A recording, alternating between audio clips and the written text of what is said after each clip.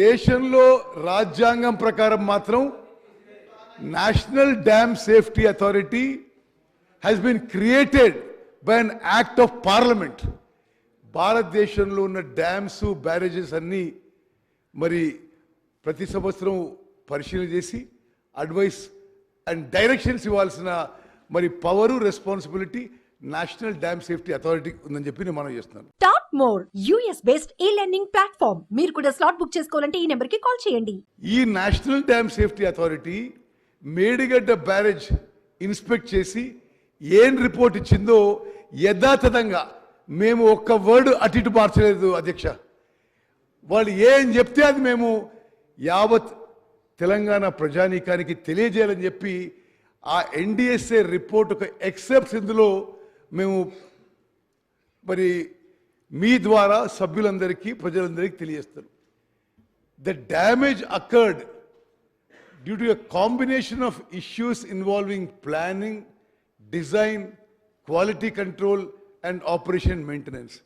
చాలా స్పష్టంగా ఆ రిపోర్ట్లో మేడిగడ్డ బ్యారేజ్ ఇష్యూలో డిజైన్ కానీ, ప్లానింగ్ కానీ, క్వాలిటీ కంట్రోల్ కానీ, O&M కానీ చాలా మరి నాసిరకం క్వాలిటీ అని చెప్పి NDSA వాళ్ళ రిపోర్ట్లో లిఖితపూర్వకంగా ప్రభుత్వానికి మరి రిపోర్ట్ ఇవ్వడం జరిగింది. ఇంకో విషయం స్పీకర్ సార్, అక్టోబర్ 21 ఈ సంఘటన జరిగితే గత ప్రభుత్వం డిసెంబర్ 7 మా ప్రమాణ స్వీకారం వరకు వాళ్ళ ప్రభుత్వం ఉంది. ఏ ఒక్కరోజు కూడా మాజీ ముఖ్యమంత్రి కేసీఆర్ గారు ఆల్సో ఇరిగేషన్ మంత్రి ఉండే అక్టోబర్ 21 నుంచి డిసెంబర్ 7 వరకు ఒక్క మాట కూడా మాట్లాడలేని చెప్పిన విషయం మరి సభ్యులందరికీ గుర్తు చేస్తున్నా.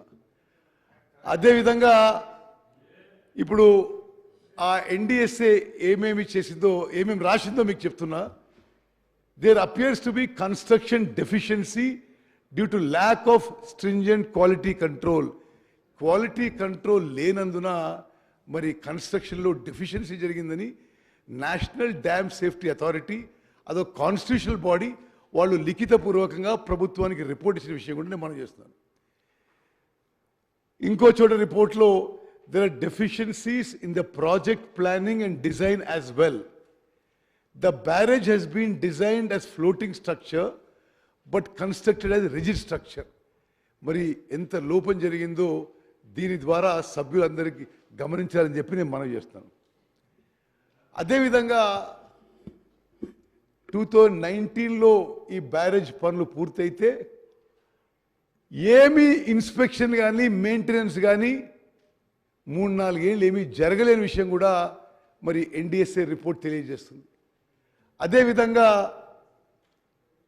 Telangana state dam safety organisation వాళ్ళని NDSA ఇది జరగకముందే pre monsoon, post monsoon checks చేయాలని చెప్పి లిఖితపూర్వకంగా ఇచ్చిన తెలంగాణలో ఇరిగేషన్ శాఖ, ఆ స్టేట్ డ్యామ్ సేఫ్టీ ఆర్గనైజేషన్ ఈ చెక్స్ చేయలేని విషయం కూడా నేను మనం చేస్తున్నా. ఈ 3-4 ఏళ్లలో అనేక సందర్భాల్లో, అంటే ఎవరికి తెలియని విషయాన్ని కూడా కాదు, L&T ఏజెన్సీ అనేక లెటర్స్ రాసింది.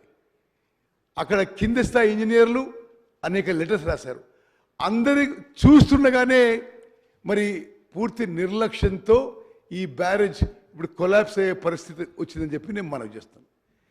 The barrage under the present condition is rendered useless. ఇది NDSA రిపోర్ట్లో మేము తీసిన ఎక్సెప్ట్.